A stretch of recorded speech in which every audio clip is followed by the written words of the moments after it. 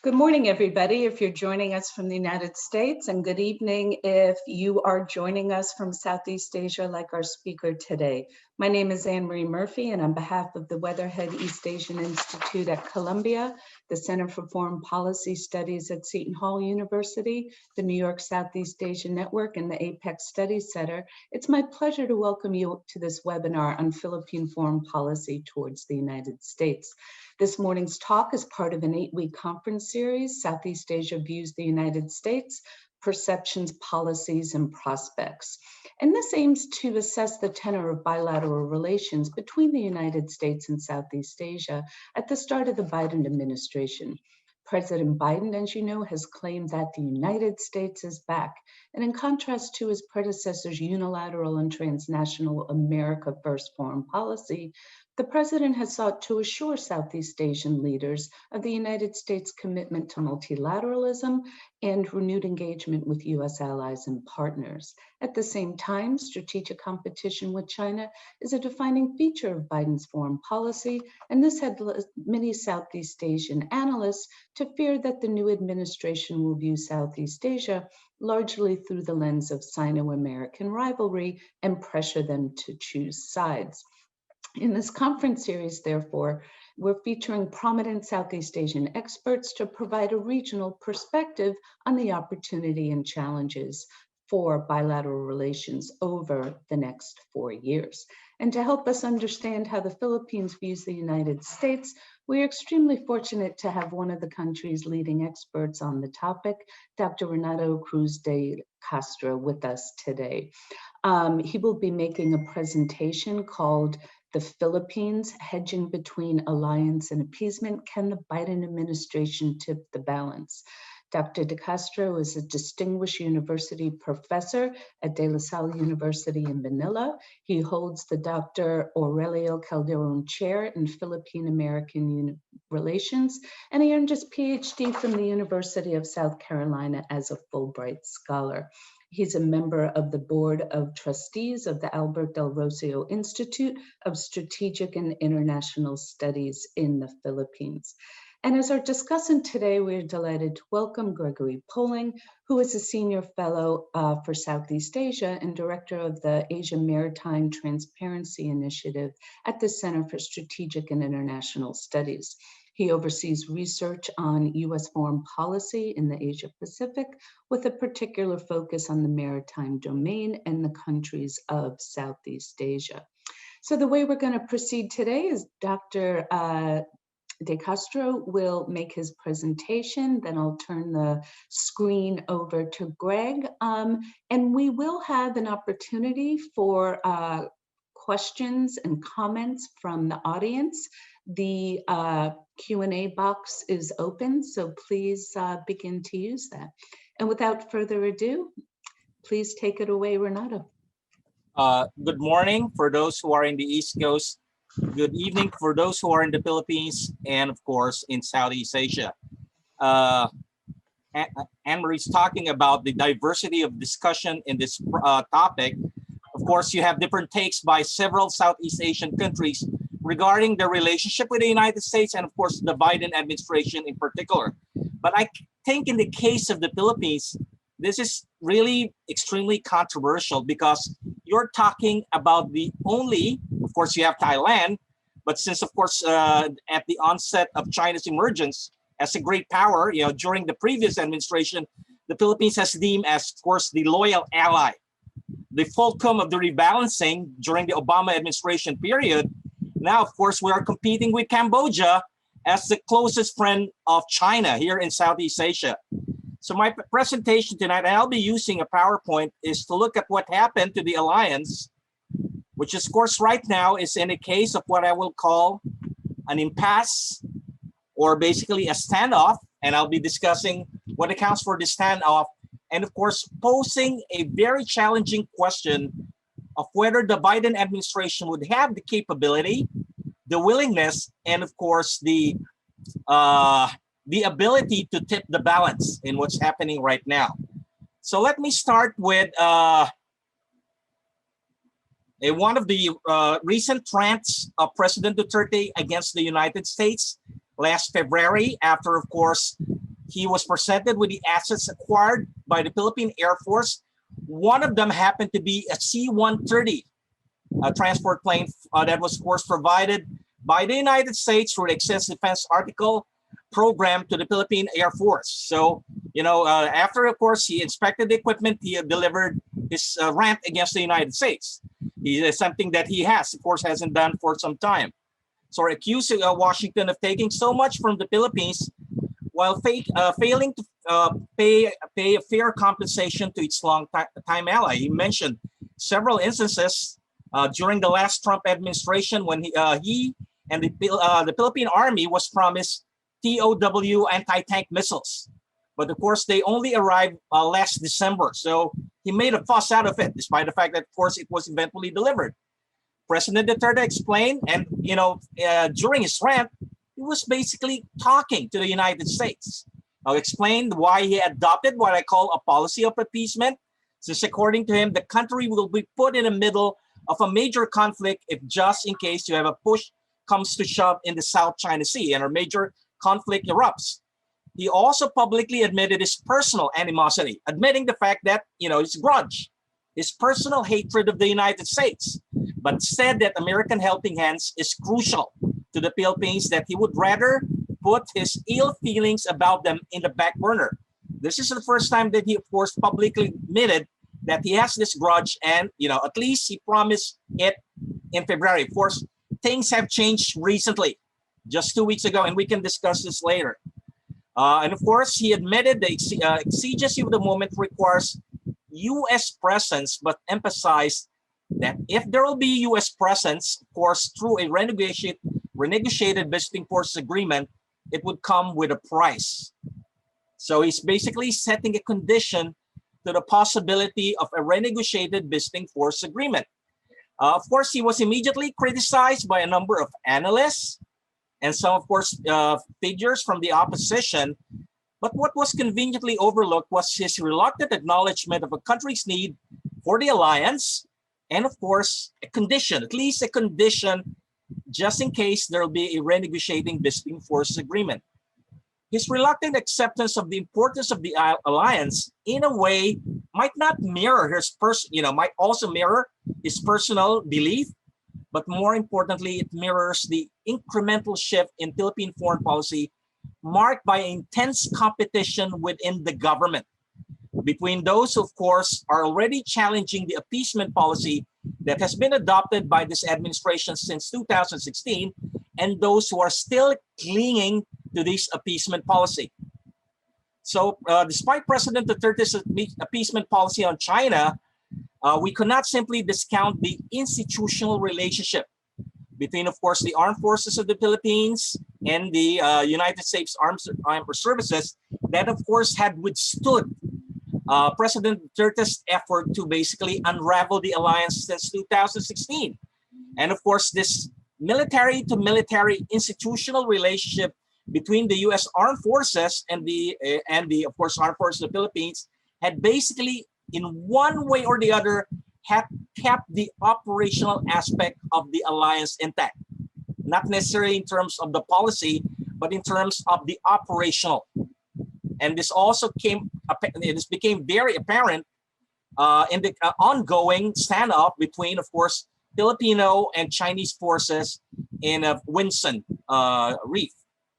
After 5 years of pursuing a policy of appeasement, you will see an incremental, and I could say tentative efforts to move towards the policy of maintaining an alliance with the United States in an effort, of course, to constrain China's expansive, maritime claim in the South China Sea.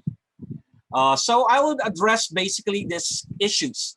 Number one, what is the state of the Duterte administration appeasement policy? And why is there signs that there's an incremental, reluctant, and tentative steps towards, of course, maintaining the alliance? At least I would emphasize at the operational level.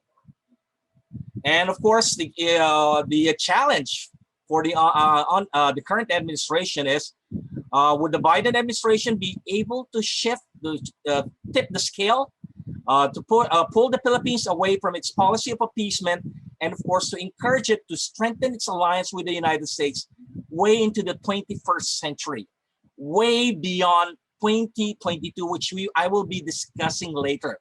That looking at the prospect that the alliance would not only survive but outlive the Duterte administration.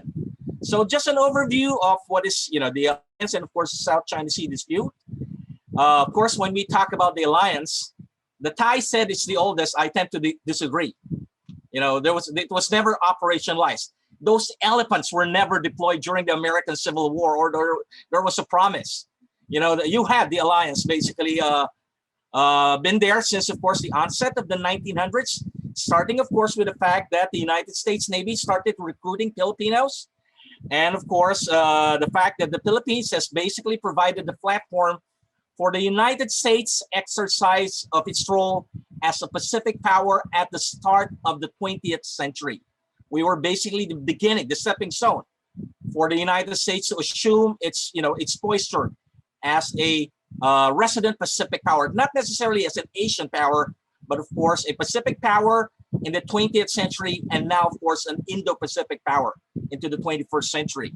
And of course by the fact that the Philippines provided forward bases for the United States Navy in the Pacific. And of course, during in the aftermath of the Second World War, American defense planners considered the Philippines as important, a part of what China would call the first island chain, or what Dean Acheson basically mentioned in 1949, that we constitute that chain of island that will, of course, was poised to prevent, of course, Chinese communism from expanding in the aftermath, of course, of the establishment of the People's Republic of China in October 1949. The speech was also during that time, just of course before the Korean War broke out. Philippines, of course, the United States established bases here, and those bases were linked with other U.S. bases in Korea, Japan, Okinawa, and Taiwan, all of course located along the essential sea lanes of communication in the Western Pacific, all along of what we call the first island chain. But of course, you have this dramatic development with the end of the Cold War, the withdrawal of American forces from the Philippines. As a result, the Philippine Senate decision not to concur to the Philippine-American Cooperation Treaty of 1991. Nevertheless, Philippine-U.S. alliance is institutionalized and made operational by several cooperative arrangements between the Philippines and the United States Department of Course Armed Services. For more than 70 years, the United States Armed Services and the AFP had been conducting training, consulting each other for combined combat and, of course, humanitarian operations. And, of course, these exercises have provided opportunity for the AFP to enhance its readiness in developing relevant and responsive military forces across the various areas, and, of course, promote cooperation and interoperability between the U.S. and the U.S. Armed Services even after the bases left in 1992.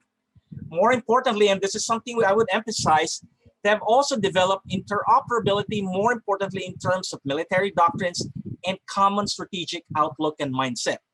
This enabled both the Philippines and the U.S. Armed Services to shift the focus of the alliance away from counterterrorism, of course, in the aftermath of 9/11, the United States War on Terror, and of course, addressing the China challenge that became apparent, of course, at the onset of the second decade of the 21st century.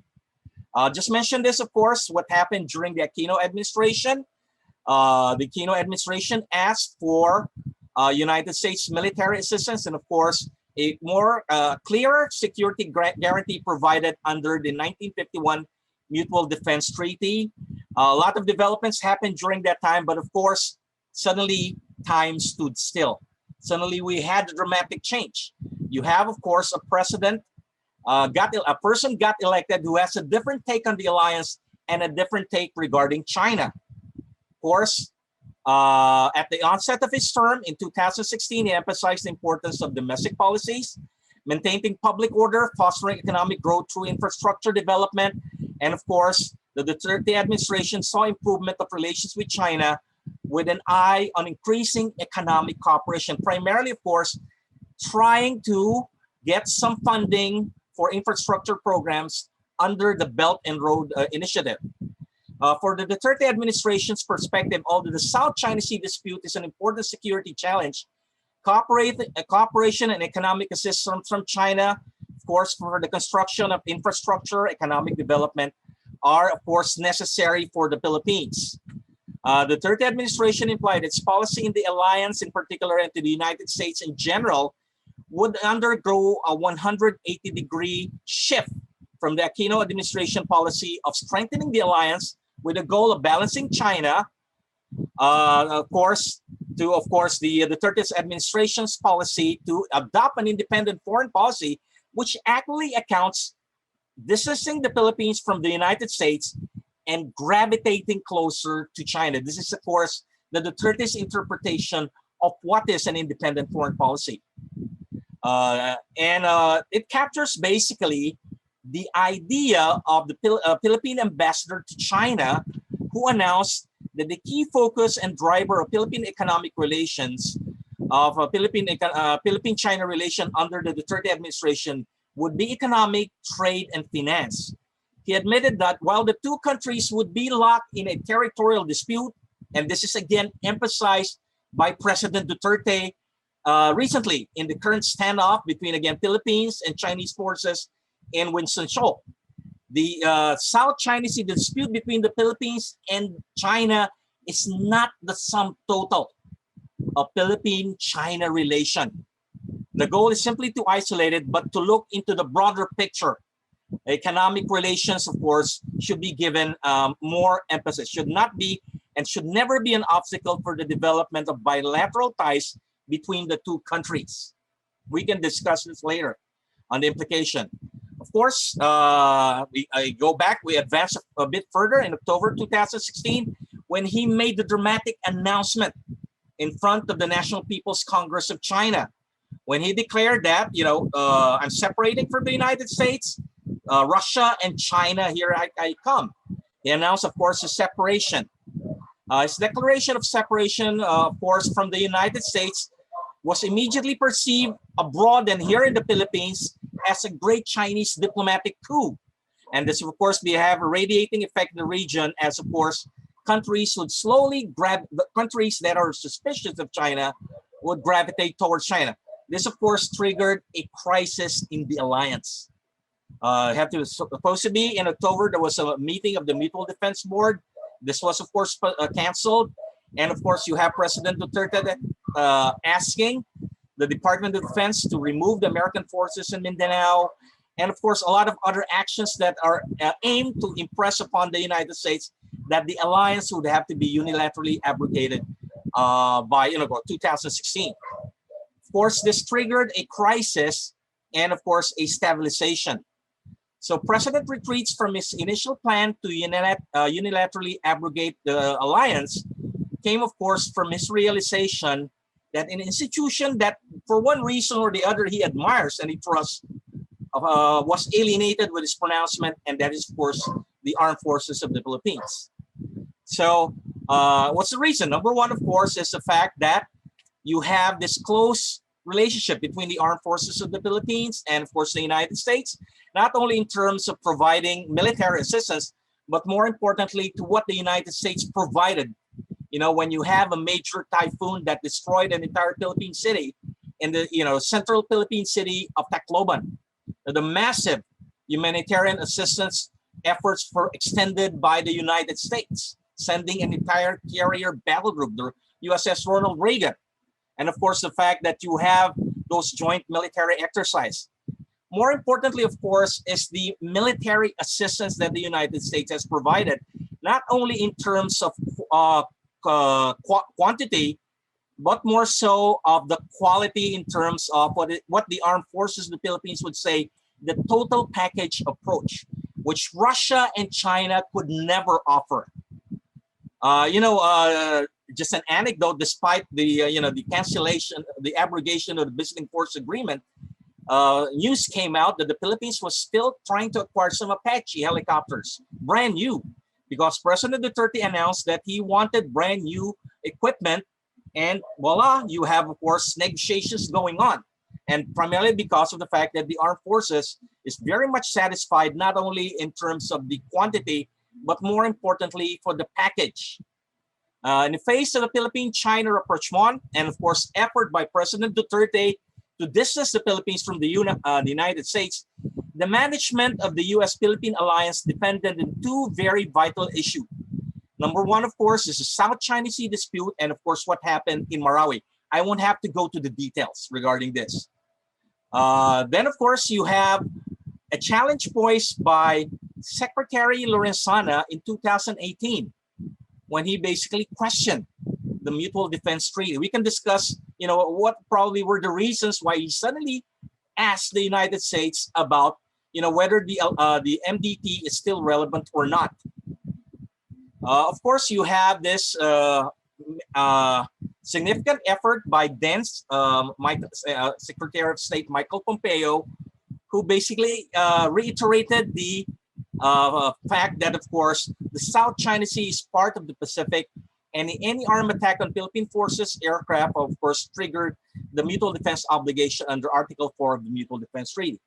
So basically, and of course, in the aftermath, during the few weeks later, you have a massive military exercise that was, of course, conducted, Balikatan 2009, which indicated that it seems, even Greg mentioned this in one of his commentaries, that everything is back to normal. And I also came out with a commentary said, oh, just look at the scale.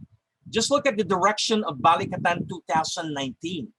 It's back to normal. The alliance, the military exercise has been geared back towards, of course, combat scenarios. And it was, of course, conducted in the South China Sea. So there was already an assumption that the alliance have, of course, stabilized. Of course, this was far from the truth. The onset of 2021, of course, the alliance was actually in a stable condition. Former Defense Secretary Esper even visited the Philippines and, of course, met Secretary Lorenzana. Alliance was, of course, in a stable state as the Philippine military and defense establishment considered the country's security relation with the United States as an essential foundation of Philippine national security, at least at the level of the Department of National Defense and even at the level of the Department of Foreign Affairs. But of course, President Duterte doesn't share the views of his military and, of course, his Foreign Affairs Department. He was, of course, alarmed by the fact that the armed forces of the Philippines have conducted a large-scale military exercise with the United States that, of course, geared towards combat scenarios, battle scenarios that, of course, had China as a hypothetical enemy, which probably alarmed him, although he never mentioned it while the military exercise was ongoing. In late January 2020, President Duterte said in an interview that a conflict in the South China Sea would crush the Philippines, as he's worried that American troops would take advantage and the conflict would spiral out of control. This is usually his usual mantra. We'll be caught in the middle of a major conflict. He openly expressed his fear of an intervention by the U.S. would push any conflict in the South China Sea in an unforeseen escalation or direction. Then, of course, what happened was the news came out that the visa of his good friend, Senator, we call it Bato, got the U.S. visa got canceled, and on the excuse of the cancellation of the visa of Senator Bato, President Duterte ordered the termination of the visiting force agreement, which of course has triggered a crisis. Although the visiting forces agreement has been, the suspension has been suspended every now and then, it's still in a state of crisis because nothing is definite. We still don't know what will be the next action of President Duterte, whether the BFA would be allowed to be terminated given the time period of 180 days, or there'll be another suspension. But again, what's next? So this is again a topic we could discuss. What accounts for this? He's genuinely fearful that the Philippines would be trapped between the United States and China in an armed conflict. He has his fear of great power war was further exacerbated, of course, during the conduct of Balikatan 2009 in the South China Sea. And of course, he was betting that he would get his support from the armed forces of the Philippines. Yeah, we can discuss this later. To what degree does he have the support? But of course, everyone knows that a few hours before he decided to, order the abrogation of the Visiting Forces Agreement, the last person who sought audience with him was, of course, Secretary Lorenzana and the former Armed Forces of the Philippines Chief of Staff, General Santos, who at the last minute tried to persuade him to not to terminate the Visiting Force Agreement. Now I'll go direct to the main point of the paper. Can the Biden administration tip the balance?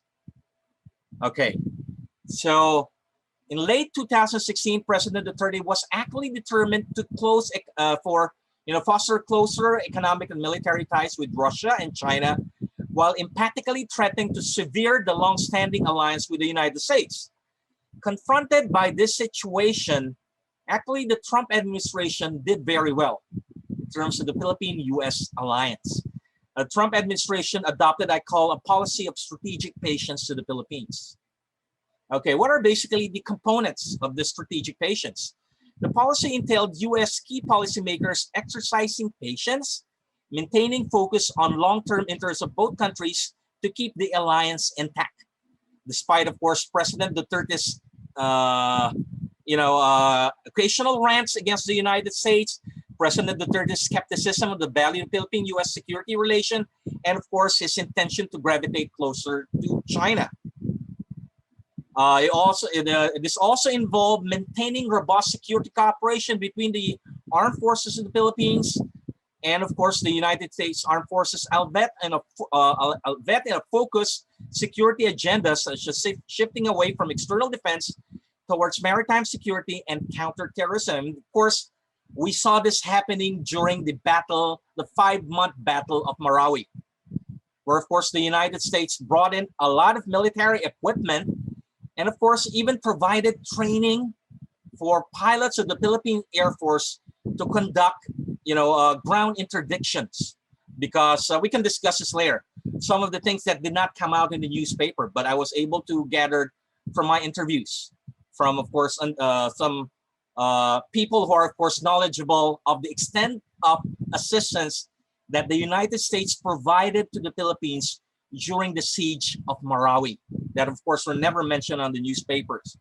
And, of course, U.S. strategic patience required addressing Philippines' doubt or even cynicism whether or not the U.S. would extend its treaty commitment to cover armed forces of the Philippines unit deployed in the South China Sea. But, of course, at the same time, tolerating the Philippines' gambit to explore forging closer economic and diplomatic relations with the United States, great power with China. Opening the country for Chinese investments in terms of both private and public, hardly criticizing China, while at the same time expecting the United States to extend its security guarantee once you have a major conflict, just in case you have a clash between the Philippines and China. This, of course, in turn prevented the Trump administration from even considering enlisting the Philippines more directly to the free and open Indo-Pacific. To a certain point, a number of American analysts did not even consider the Philippines as a treaty partner of the United States. I wouldn't have to mention names. And of course, the Philippines were not even mentioned in the interim strategic doctrine that came out last March, while Vietnam and Singapore were, of course, prominently mentioned. And of course, at any efforts, of course, to strategically compete and constrain China. So in a way, the alliance became a one-way street. The United States extending security guarantee. At the same time, you have key Philippine government officials who were announcing publicly that if push comes to shove between the United States and China, the Philippines will remain neutral. Yeah. So the alliance had been kept in sight, of course, despite Duterte's keenness to boost Philippine economic and diplomatic ties with China, and of course, disregarding U.S.-China strategic competition. The strategic competition is just between the United States and China. The Philippines, although it's an ally of the United States, couldn't care less and would like to, stay away from that competition. So what could be an option for the Biden administration? The Biden administration may consider adopting a policy of, instead of a passive, strategic patience, will be proactive. Given that, of course, the calculation here is that President Duterte will not be here forever. You'll have an election period that will probably start as early as July this year. You already have now indications. You have some key allies of President Duterte who's already starting to criticize him. And one of those prominent allies happened to be, of course, Manny Pacquiao, who criticized Duterte about 2 weeks ago, called President Duterte a CC when it comes to the South China Sea. Did not fulfill his promise, the promise he made during his campaign in 2016. Applying this strategy requires key U.S. policymakers maintaining the same level of patience and focus, not only in ensuring that the alliance remain intact after Duterte's administration term ends next year, but of course, the challenging goal is U.S. policymakers should be able to tip the delicate balance between appeasement or alliance in favor of the latter, the point that the Philippines will again be part of the U.S. alliance system that will assist the United States in constraining China's maritime expansion in the South China Sea. Forget about banning Huawei. Forget about other economic issues. But at least at this level, the Philippines could play its role as part of the alliance system when it comes to the South China Sea issues. This will require, of course, strengthening the two countries' security relations and impressing upon the Philippines that its policy of appeasement was a failure because China is simply determined to pursue its goal of maritime expansion in the South China Sea. That no amount of appeasement will prevent China from trying to, of course, realize its goal of controlling 80 to 85% of the South China Sea. With the hope, of course, that this would leave the Philippines no choice but to adopt a policy of constraining China's maritime expansion, either through balancing, adopting again lawfare international law, and of course, multilateralism, or a combination of this. I'll just breeze through this.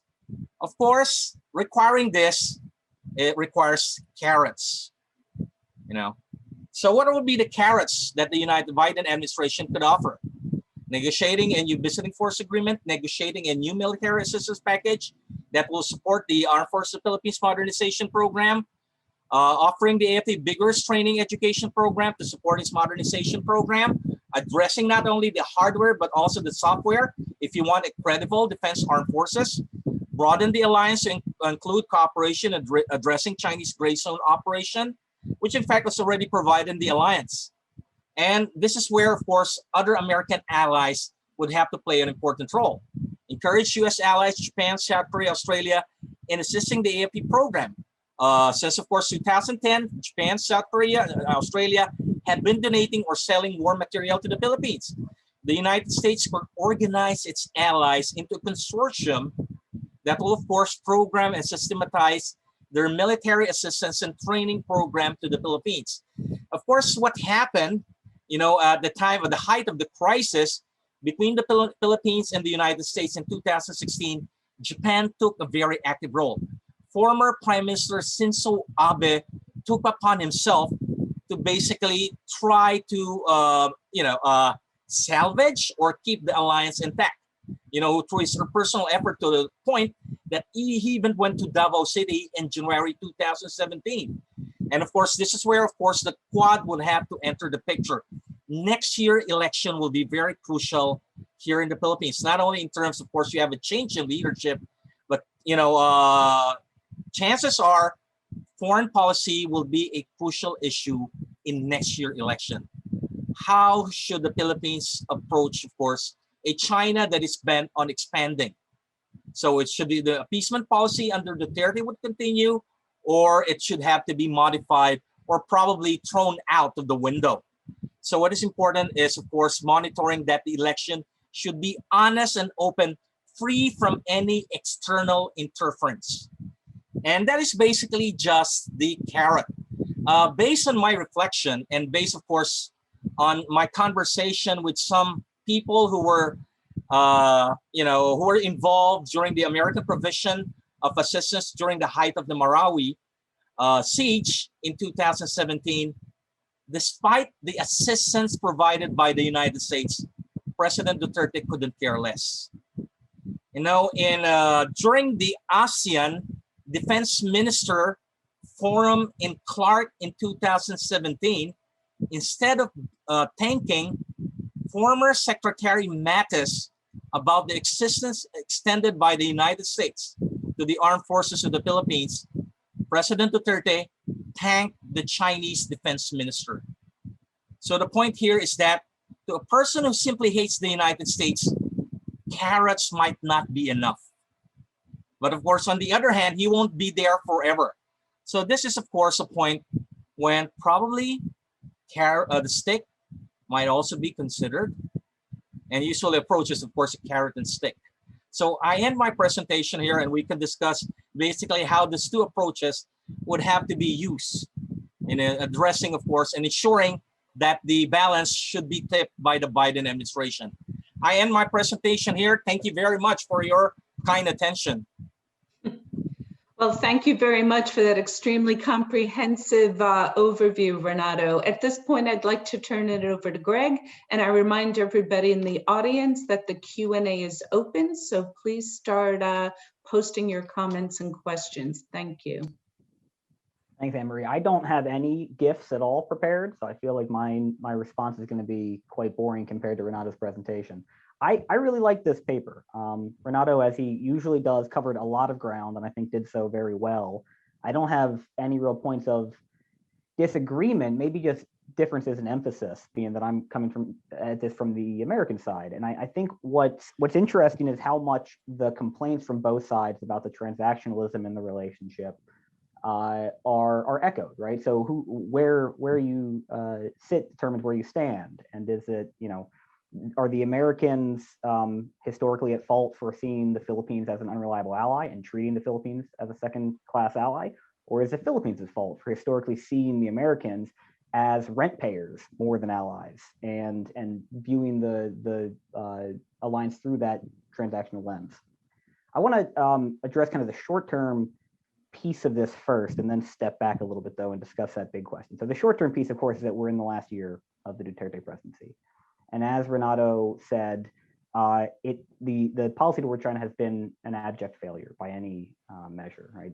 Public opinion vis-a-vis China and the Philippines is worse than it was when Duterte took office. Opinions of both China's reliability and trust are about 20 points lower than they were in 2016, which is pretty damning in the Philippines. And so it doesn't seem like this policy is sustainable for whoever comes next, just politically, even if you are a candidate who claims the mantle of Duterteism, you will have to presumably tack somewhat back toward the US because of the realities politically on the ground in Manila. And then economically, it's been a complete bust. I mean, after 6 years, what the Philippines is likely to have are two mostly finished bridges in Manila, the Binondo Intramuros Bridge and one other. And other than that, none of the promised BRI projects have gotten farther than cutting a ribbon. And I don't know what number we're at, 50 billion or whatever, the magic number of ODA and loans that Duterte has been promised during his 5 trips to Beijing, but none of them have been delivered. And at the same time, the news is now consistently bad in the South China Sea. So if the Duterte administration's China policy was predicated on the idea that Beijing was going to, 1, provide a whole bunch of aid and investment, and 2, behave better on the West Philippine Sea, it has done neither. Which helps explain the abysmal public opinion polling of China and the shift, I think, among most in the Philippines back toward reliance on the US, at least nominally. But we still have major problems. Duterte is in office until June 30th next year. The Visiting Forces Agreement is still set to be abrogated in August. The US State Department sent a letter to the Senate Foreign Relations Committee in February saying that if there was not at least another delay announced by May, they would have to start pulling men and materiel out of Zamboanga, where the US counterterrorism advisors are. So it's entirely possible that in the next week or two, we start hearing bad news about Americans getting on planes and leaving the Philippines.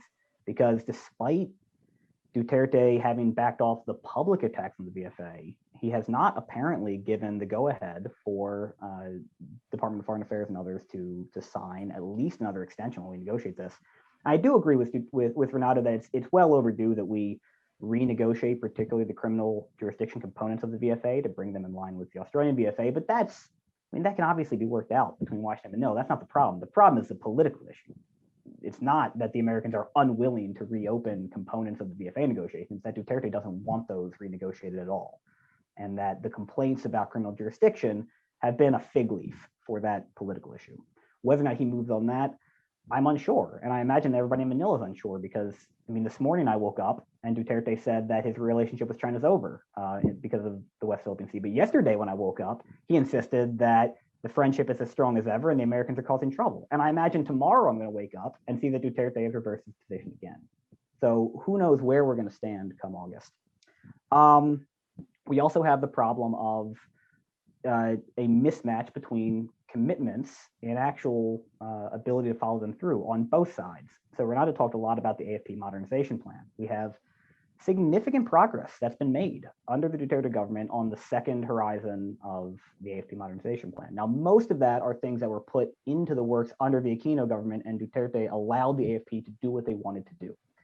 But we have a problem with clearly a lot of thinking in the AFP in Manila shifting back toward counterterrorism and anti-communism rather than external defense. And so whether or not the focus on big naval and air procurement amid this huge focus on counterterrorism continues is an open question. Renato talked about the FA-50 fighter jets, trainer jets that were purchased from Korea. Well, the only reason the AFP got those is because they insisted to Duterte that they would be useful in counterterrorism. So the first thing they did was send them on a ridiculous, flyover in Manila and then use them for ground attack in Mindanao just to prove to Duterte that they were useful for CT because he wouldn't let them buy them for their real purchase, which is external defense. You also have the continued problem of budgeting with the modernization. The Philippine military continues to spend more money on salaries and pensions than any other comparable military in the world as a result of the schemes that the Marcos administration put in place. And until that gets fixed, all the external support in the world from the Americans, Japanese, the Australians, and the Koreans isn't going to fix the problems of procurement and upkeep, post-sale service that the Philippines has historically had. On the American side, we still don't have EDCA implemented. So we've now had 2 administrations in a row explicitly say that an attack on Philippine armed forces in the West Philippine Sea would trigger our mutual defense obligations. And yet there are still no American forces closer than Okinawa. You cannot credibly defend Filipino Marines on the Sierra Madre from 1,300 nautical miles away in Okinawa. So unless there's actually an implementation, a pretty rapid one, of EDCA under the next administration, I worry we're in this dangerous area in which if China pushes too hard, we're going to find that the alliance is at the moment a paper tiger, not because of a lack of will on either side, but because of a lack of preparation and proper posture. The US is not situated in a way that allows it to defend Filipino forces in the West Philippine Sea. So that's the short-term problems. The big picture problem that I think Renato did a very good job of pointing at in his paper when he talked about how the carrots that we need to provide to Duterte are similar to those we provided to Marcos in '79 when we renegotiated the military base agreement. It spoke to me of this ongoing question of whether or not the US-Philippine alliance actually rests on a bed of shared interests and shared security threats in the way that the US-Japan, US-ROK, US-Australia, and US-NATO alliance do. Or is it a transactional basing agreement that we call a treaty, or a transactional training agreement that we call a treaty, a la the Thai-US security relationship? And that's been an ongoing push and pull over the whole course of the alliance. I mean, in the post-World War II era, when we signed the treaty in '51, it was very clearly mutually defense-focused around the idea of Soviet and Chinese threats in the region. When we started renegotiating the MBA in '76, it was explicitly because with the end of the war in Vietnam and the coming break of US-ROC relations, the Marcos administration thought it was left out there on its own. It no longer saw an explicit threat from the Soviets to itself, and it viewed the American alliance as more of a liability. That having American bases in the Philippines as the only remaining ally in the region invited Soviet strikes in the Philippines, and therefore the Americans had to pay more for the right to be there and for the risk they were bringing to the Philippines. And that continued right up through the Cory Aquino government, where we had to have a whole new negotiation in which Cory insisted that the Americans had to increase foreign aid for the privilege of maintaining the alliance.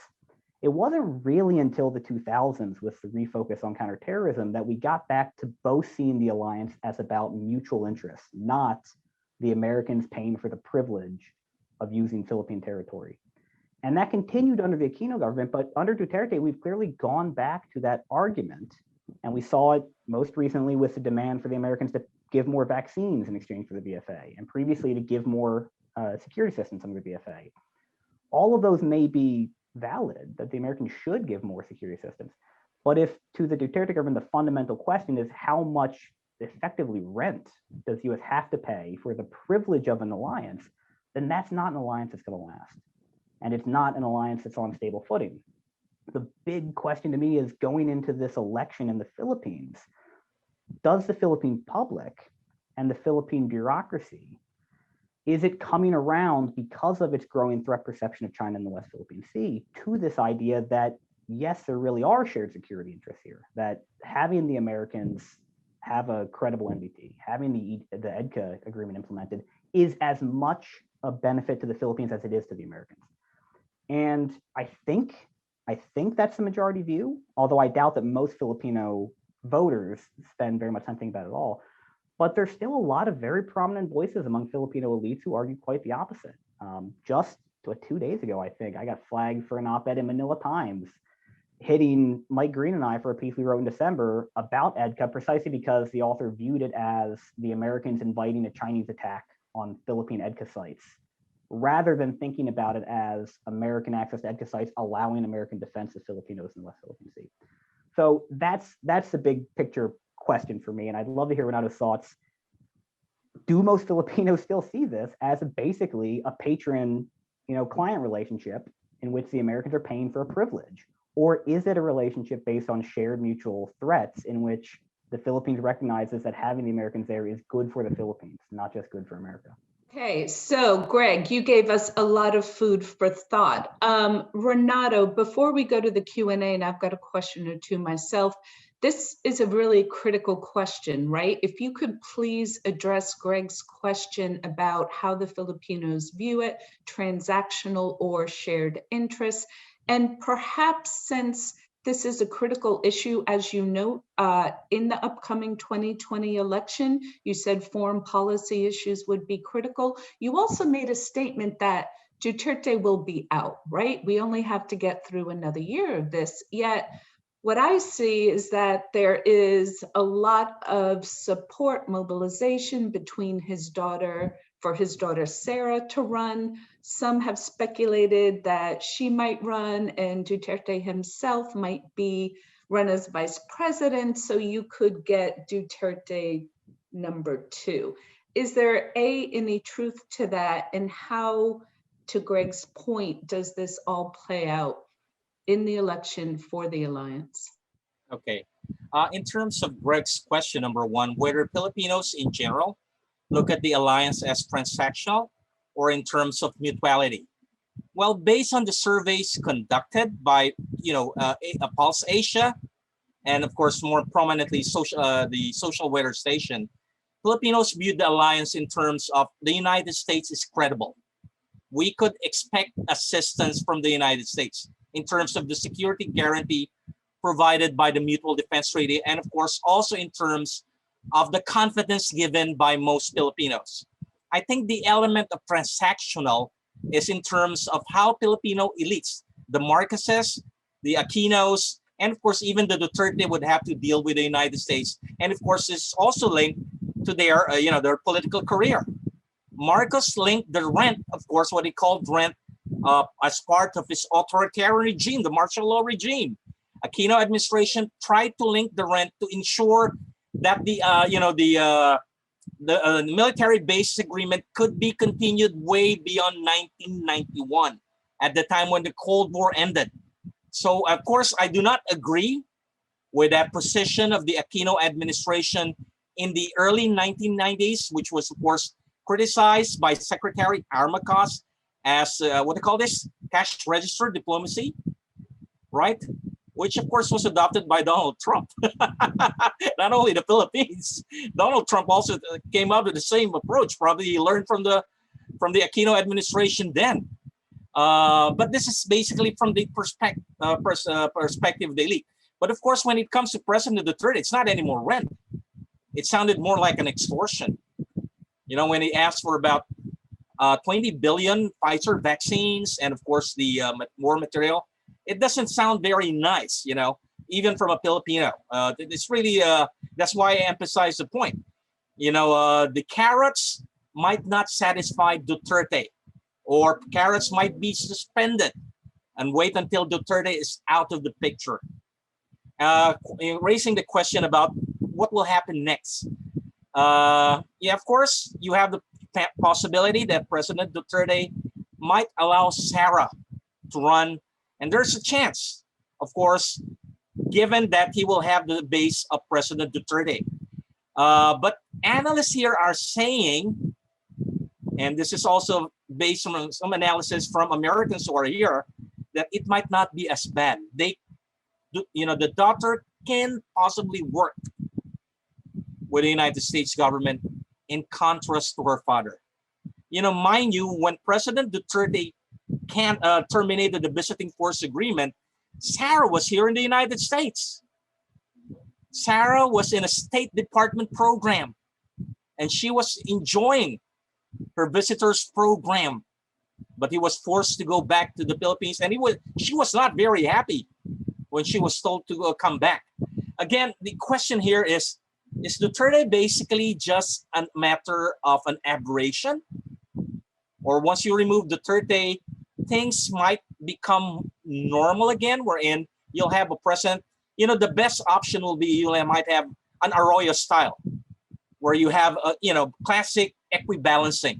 Duterte was, of course, an extreme. So we simply don't know, depends. And of course, another candidate will be Manny Pacquiao. And recently, of course, former Senator Trillanes raised the prospect that he would run. But of course, something that the United States would have to watch along with Japan and along with members of the Quad is, would China feel, and this is a talk of the town among us, you know, in discussing, can there be another Manchurian candidate in 2022? And just like what happened in 2016, will the United States and its allies simply sit down and look while you have a Manchurian candidate out there in 2022? So those are, you know, clear-cut questions that, you know, both our countries are, you know, would have to tackle. Next, this starting, of course, campaign period starts early here in the Philippines. Will start probably after President Duterte delivers his last State of the Nation address in July this year. But already now, you're already seeing signs that the campaign period is about to start, starting, of course, when Manny Pacquiao criticized President Duterte's position in the South China Sea issue. I hope I addressed those questions. You did. Thank you very much. I'm going to ask one question as the prerogative of the chair before opening up the Q&A. Obviously, we've had an extremely in-depth and fascinating discussion of the alliance, but I'd like to ask you about another issue in U.S.-Filipino relations, which is human rights, democracy. Obviously, under the Obama administration, you had the Duterte government criticized for its war on drugs, extrajudicial killings. Apparently 27,000 Filipinos have lost their lives. More recently, you've had the suppression of the press. The Maria Ressa case has gotten a lot of attention in the Philippines. Obviously, as part of its strategic patience policy, the Trump administration didn't pay much attention to values diplomacy at all. The Biden administration is likely to be different. So in your view, what does that portend for U.S.-Filipino relations? And since the Philippine political constituency is divided, obviously you have a kind of demoralized liberal democratic constituency, and then the Duterte segment. Can you maybe give us a little insight into who might welcome greater pressure on democracy, human rights, press freedom? who might oppose it, and how, if at all, that could influence relations? Thank you. For one thing, the situation is different in September 2016. September 2016, when President Obama raised that issue, he was already a lame duck president. Now it's the opposite. Duterte has only a couple of months. So what will matter here is the timing of when the Biden administration would raise this issue during the election period. So it's a matter of timing. Of course, President Duterte can still do a lot of damages on the alliance. One of the things, of course, is just allow the visiting forces agreement to automatically be abrogated after 180 days. And then, of course, you will have, I've heard that warning, Greg, from my friends in the defense attache that, possibly that you'll have American force here based in Mindanao would be packing up by June. And of course, the fact that there are already voices coming out from the Defense Department that the Philippines will never get any discount from any war, weapon system that it was planning to acquire. So digging the hills in terms of the Duterte administration. What will matter here, of course, will be the timing. And of course, this will benefit, raising these issues will benefit those who would challenge the legacy of President Duterte. So this election period. So this will be adding more fuel, of course, to the fire that could be thrown by those who will be running against the legacy of the Duterte administration. Because he won't be anymore running. Chances are it will be either his daughter or his aide-de-camp, Senator Bongo, who's not getting a lot of ratings in terms of the survey. So we say, let's see. Okay, and so my answer there is timing. You have to wait for the right time where those issues could raise and when those issues could be magnified. Of course, they could be magnified by any group who will be opposing the legacy of President Duterte in this coming election. NGOs, church group, even the communists would bank on this. Because right now the target, of course, is not anymore the drug dealers. The target, of course, is the Communist Party of the Philippines. With Executive Order 70 to eradicate the communist movement before President Duterte steps down next year. Okay, thank you. Don Emerson got up very early in California to join us today. And his question for Renato was, are there economic carrots that the U.S. can and should offer? As we know, the Philippines would like to see a new U.S.-Filipino bilateral trade deal. We're all waiting on GSP. Obviously, the U.S. as a market economy does not have the economic tools of statecraft that China might, but we do have the new International Development Finance Corp.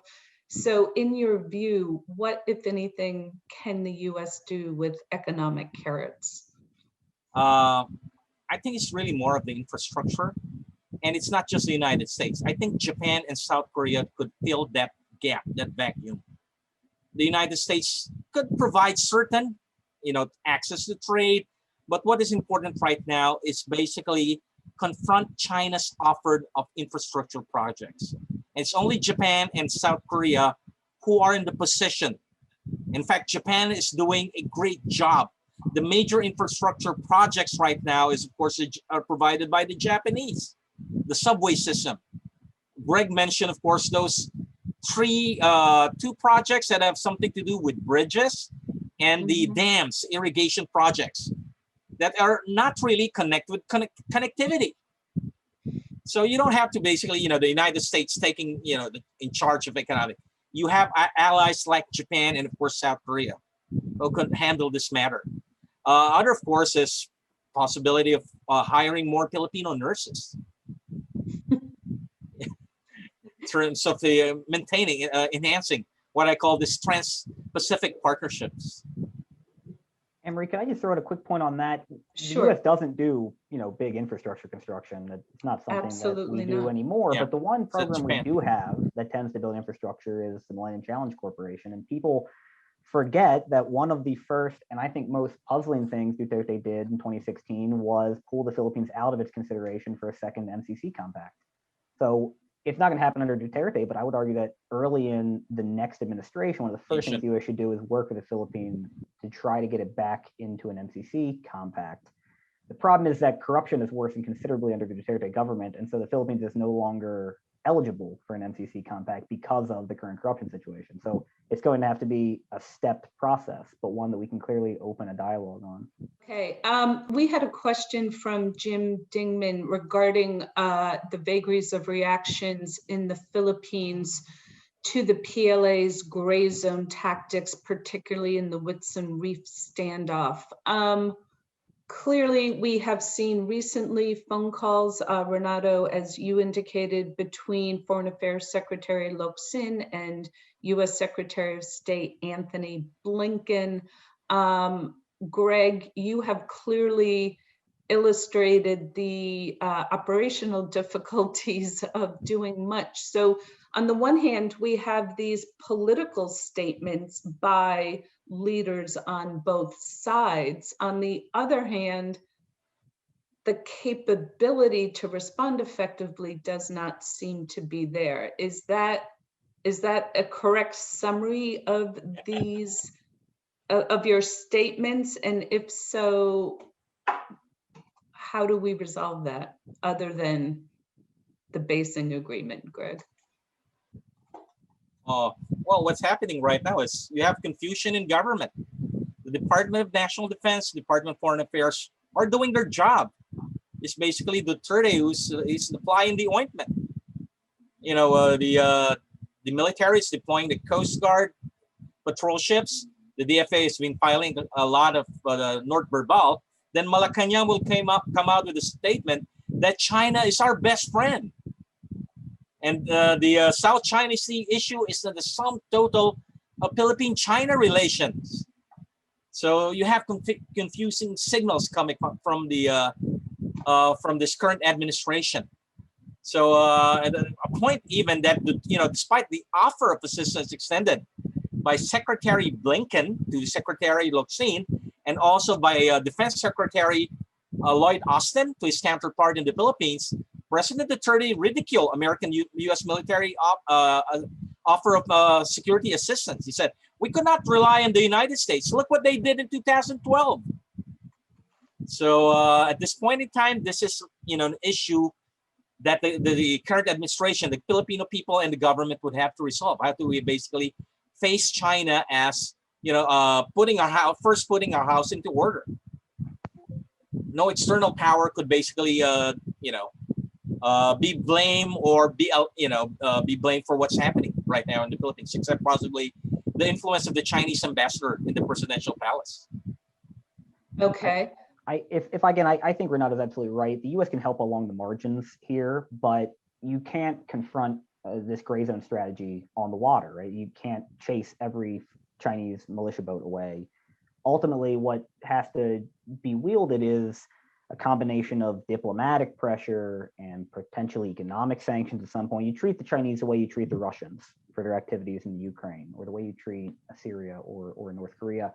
And you can't do that when the Philippine government itself won't stand up for itself in international forums. You can't get the Europeans to be more concerned about Philippine sovereignty than the Philippines is.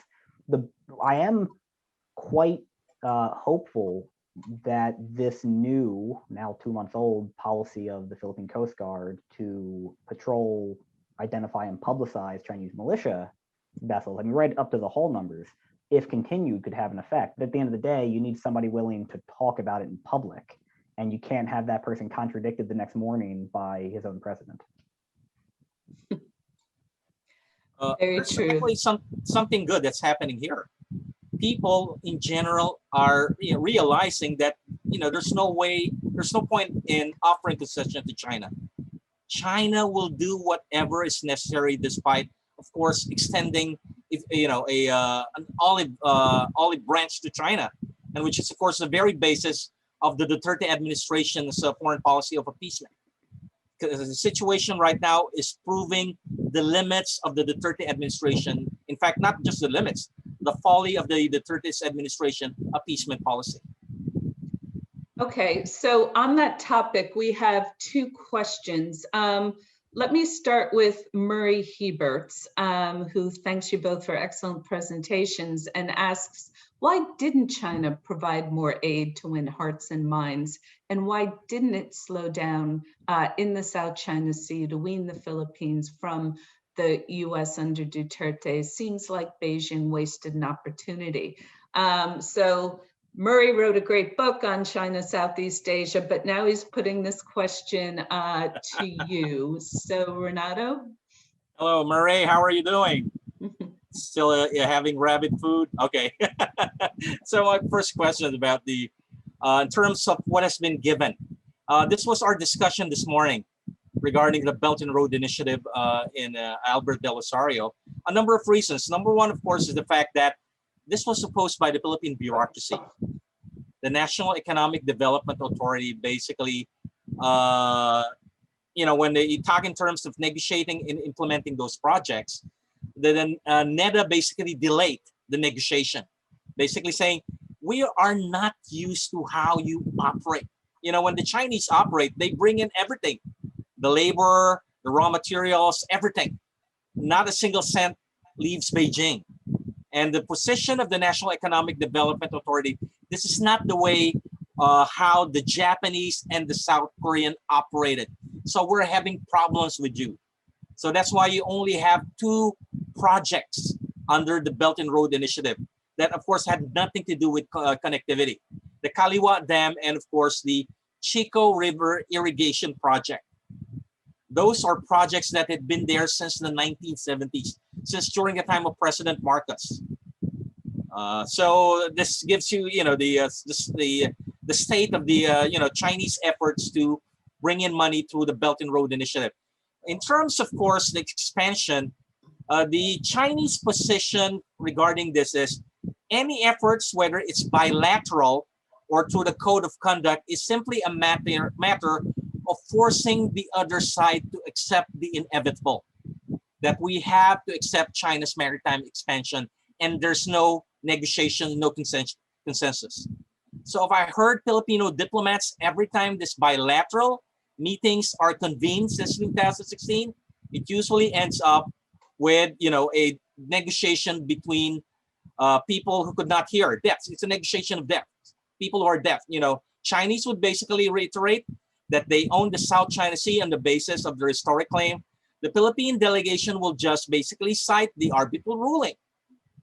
So that's the purpose of this negotiation, is simply to exhaust the other side to the point that you simply have no choice but to accept the Chinese position. So it's negotiation through subjugation. That's how I discuss the Chinese bilateral approach. No decent liberal democratic country would ever accept this, because you have to take into account what the public would have to say. Okay, I hope I answered Murray's question. So, but people are saying it's a failure, so forth and so on, but we simply don't know the extent of how the damages that have been done in the military, in terms of the bureaucracy. They withstood the initial Chinese onslaught, but up to what point? That's why it's very crucial that this legacy should not be continued after 2022. We have another question here from Satu Lamai, who, and I think you've answered it a fair bit, so I'm going to modify a little bit, who asks Renato whether you can speak to the issue of the South China Sea PRC and domestic politics, which you've really touched on a bit with the criticisms of Duterte, et cetera. And I guess I want to juxtapose this, right? Because in DC, we tend to think of competition, right, between the US and China. And obviously, you have a lot of that in your paper and in your presentation. But I guess I would also like to hear a little bit, you've talked about the negative views of the PRC. what about the views of the United States? And what about the views beyond just support for the alliance with counterterrorism and in the South China Sea? One of the unique things about US-Filipino relations, if we're looking at Southeast Asia as a whole, is the fact that you have 4 million US citizens of Filipino descent here. There's no other Southeast Asian country that has a domestic constituency for a relationship like that. So how, if at all, does that filter into foreign bilateral relations? How, if at all, does it shape views? You and I were chatting a little bit about US domestic politics and the rise in hate crimes against Asian Americans. Does that create negative perceptions of the US and the Philippines that somehow also rise so that anti-China doesn't mean pro-US? How do these perceptions of both China and the US play in Philippine domestic politics?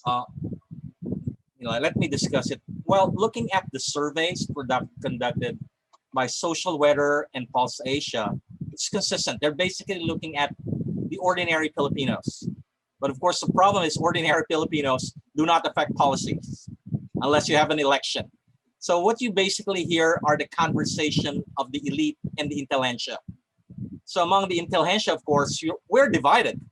We have, of course, those who are, especially those who studied in China, those have a think tank, I will not mention its name, that's affiliated with China. And of course, I'm identified with the think tank that, of course, affiliated with Secretary Del Rosario. So that's our position. In terms of the media, Greg mentioned about the Manila Times. Everyone knows here that the Manila Times is owned by a Filipino Chinese. And many of the columnists there are, of course, very close to China. No less, I won't mention their names. You just have to read the columns. And of course, you have newspapers that are kind of balancing, like Philippine Star, and of course, Inquirer is usually anti-establishment. You know, it's not anti-US. If the establishment is with the United States, then it's critical with the United States. And right now, of course, since the administration is with China, it's critical against the administration in China. So among the elite, you see this conversation going on. This also, of course, affect policy. So addressing your question, Anne-Marie, yeah, we have 4 million Filipinos there, but they are not mobilized there in the States. I've met them. I live among them in South Carolina. We stayed there for 5 years. Our stay there was, we enjoyed our stay there primarily because we were part of this Filipino-American community for 5 years. But they're not mobilized compared to other ethnic groups in the United States. Ideally, of course, they could be mobilized in the States so they could also have a voice here in the Philippines, and they could be a factor, a very important factor. What I call the Trans-Pacific connection relationship can be a factor in terms of enhancing the alliance. They could be a factor probably in the election next year. Of course, this raises a question of how. You don't have to look back onto how ethnic groups could be mobilized in terms of election in their home country. Go back in the 1940s, right? Or a lot more current issues today in Australia, yes. China, very much. On that note, just since you did mention, you mentioned the kind of traditional press, right? But clearly Southeast Asia is also home to some of the kind of worse online social media disinformation, both by domestic actors as well as often by foreign actors. Given the stakes in the upcoming election in the Philippines, do you anticipate any attempts by external actors to mobilize support? Yeah, they're here. Duterte is basically maintaining, this administration is maintaining several troll farms. This is based on a study by Oxford University. So it's there. It's being funded by an external actor, and it will be very active in this coming election. It's very active right now. I write 2 columns in the Philippine Star, and of course in the business world. and you know, my position, then you see all those, you know, those comments coming out. They're very active. They're also very intimidating here in the Philippines. Okay. We have a series of other questions regarding kind of the gray zone activities. I think we've fairly covered it. Is there anything else that either one of you would like to say on that topic? There was go ahead. We're talking about this among us Filipinos here actively. The gray zone operation is not anymore happening in the South China Sea. It's happening inside Philippine society. Just mentioned about the troll farms, support going on. So it's here. It's inside Philippine society. And this will, of course, yeah. So it's happening in Philippine society. And earlier you said that negotiations between Philippine diplomats and Chinese diplomats over the South China Sea were negotiations of the death, right? Yeah, Historical claims versus the 26 arbitral award. So if that debate is now happening within, or that contestation within Philippine domestic politics, presumably over the long term, as you said, one side is going to have to acquiesce to the other. Is that your key fear? Yes, yes, that's my fear. That's the division is right inside Philippine society. This is the major contribution of the Duterte administration. Aside from launching, of course, attacks on institution, it has also created a major cleavage inside Philippine society. And this cleavage will come out definitely during this election year, coming election year. Okay, it's fascinating. Throughout this conference series, one of the really key themes is the critical role of domestic politics and contestation on foreign policy, both towards the US and with regard to China. There's a question here from Hank Henderson asking whether Greg or Renato could update on the current extent of China's maritime militia ships in the Philippine EEZ and Beijing's longer-term intentions to reinforce its South China Sea claims. Greg, you just did a big event on this at CSIS a few weeks ago. Do you have a couple of short comments on this? Yeah, so what we've seen over the last few years is this professionalization and regularization of a component of the Chinese maritime militia, which are really now the vanguard actors in the Spratlys. So by the time that the ports and harbors and all the infrastructure was finished on China's artificial island bases in the Spratlys, which was basically done by the end of 2017, shortly after that, you start seeing hundreds of Chinese militia boats moving from being primarily deployed in Hainan and in the Paracels down to the Spratlys. So today, there are on the order of 250 to 300 militia boats operating in the Spratlys on long-term deployments, weeks or months at a time, never fishing. And that's really changed the game, because it was one thing if you were a Filipino fisherman or a Vietnamese oil and gas operator, and you had to deal with these occasional Chinese sailbys that would come down 800 miles from Hainan, wave a flag, make some noise, and then go back home. Now that they are forward deployed in larger numbers than the Southeast Asian counterparts can muster, just 100 miles offshore, it's really starting to squeeze Southeast Asian actors out of their own waters. Since late 2018, when the Philippines started the upgrades on Tito Island, those Chinese militia have really moved out of the harbors and the Spratlys themselves, and now spend almost all their time out around Filipino and Vietnamese outposts. And that's what's really provoked the standoff over Whitsun Reef. So they've got several areas that they hang out in, but the two biggest ones are the reefs just off Pagasa, where they've been for 2.5 years now, every single day, and increasingly around the Union Banks, of which Whitsun Reef is one part. And it's just making it impossible.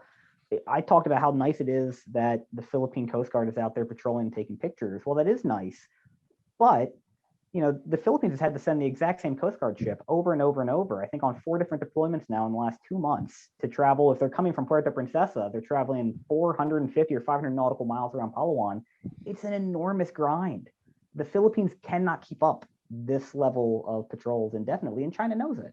So all it has to do is sit there on these militia boats, and inevitably, whether by a political decision or by necessity, Southeast Asians will de facto stop trying to drive them off. They will have to. Did you want to comment on that, Renato? Oh, just a news that came out yesterday. The number of boats have increased, but they're scattered all over the area. And I agree with Greg. It's simply a matter of swarming the other side. You know, to a point that you could not anymore sustain those efforts to constrain or control them.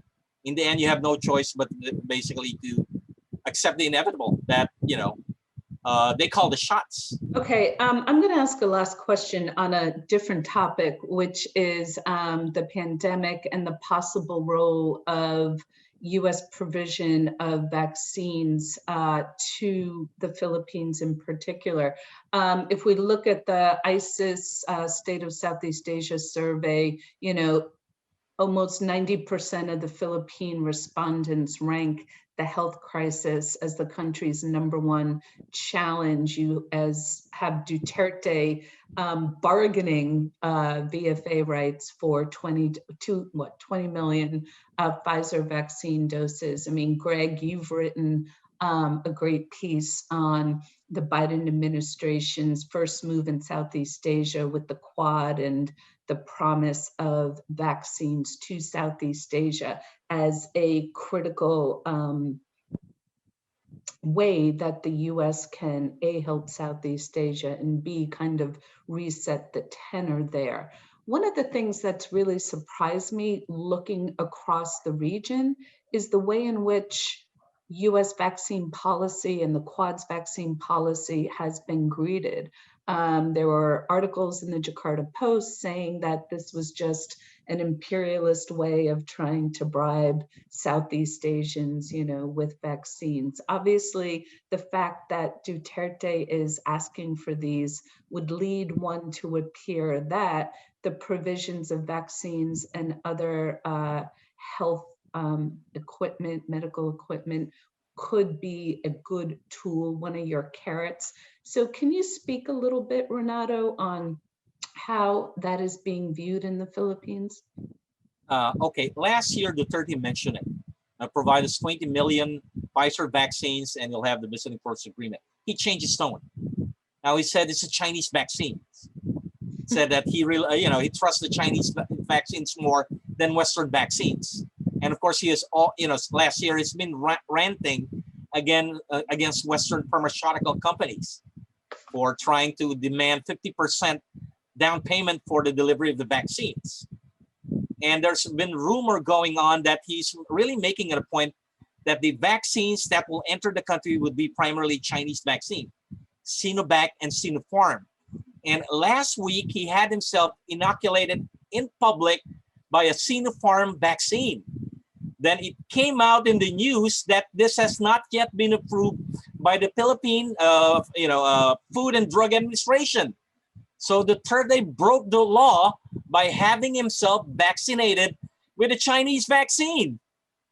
So he got really angry and sent the 1,000 vaccine, Sinopharm vaccine, back to China and said, I'm sorry, I violated it. So it's also becoming a circus again. But I think the goal right now of this administration is to emphasize the fact that we owe China a debt of gratitude for vaccines that we bought from China. So at the height of this standoff in Winston Shoal, you know, China is still a good friend. And we owe China a debt of gratitude because it has provided us vaccine. And a funny thing is, when the Pfizer vaccines and AstraZeneca vaccines were delivered here from the United States, the government emphasized it came from the WHO, Right. from the COVAX facility, without mentioning the fact that it came from the United States. Well, thank you very much. Renato, Greg, do either one of you have a closing comment before we say goodbye? Emery, I wouldn't mind closing on this point. I think, you know, if we're having a discussion about the long-term viability of the U.S.-Philippine alliance, fundamentally, the U.S. has to prove that it is still capable of delivering public goods to friends and allies. And the Quad has to prove that democracies are capable as China of doing this. We are facing a once-in-a-generation public health crisis. The US has to step up. Now, China is much better at marshaling resources quickly, and it's certainly much better at the PR side. But I would still point out that as of today, roughly 0.5% of Filipinos have been fully vaccinated. And most of those have been privately vaccinated using Pfizer, AstraZeneca, or Moderna, not through the government's scheme with China. So there's still tons of time. And the Philippine vaccine rollout is going to continue for at least the next 2 years. And then we'll probably have to worry about boosters after that. So the US hasn't lost its competition. But God help the US if it thinks it can not fully follow through with what it's promised on the Quad initiative and think Southeast Asian states are going to follow any other lead that the Americans try to put out there. Just a final word regarding the vaccine. I was offered the Sinovac, I declined. I'm still waiting for vaccines from the States. Okay, well, as you say, the Philippines is divided, right? In its newspapers and its political constituencies. And apparently in the new normal, we're also going to be divided by which vaccine we have that's going to let us into certain countries. So there you go. Well, ladies and gentlemen, I'd like to thank you all very much for joining us for what's been an extremely rich and informative discussion. I want to let you know that the schedule for the upcoming webinars in the seminar series, Southeast Asia Views the United States, is posted in the chat. This Monday, May 17th, from 9 a.m. to 10:30, we'll be turning to Thailand with a presentation by Professor Titinan Ponsudurek entitled Alliance Internalized, the Securitization of Thai-U.S. Relations, and Benjamin Zawacki from the Asia Foundation will be here to provide commentary. I want to thank Sreenuth Pool behind the scenes for making this all happen. And of course, last but not least, I really want to thank our two extremely expert speakers here, Renato De Casto and Greg Poling. You've given us a whole lot of signposts to look for as we examine Philippine-U.S. relations moving forward, and a lot of excellent recommendations for both sides. Thank you very much for coming today, and I look forward to our paths crossing forward in the near future. Thank you.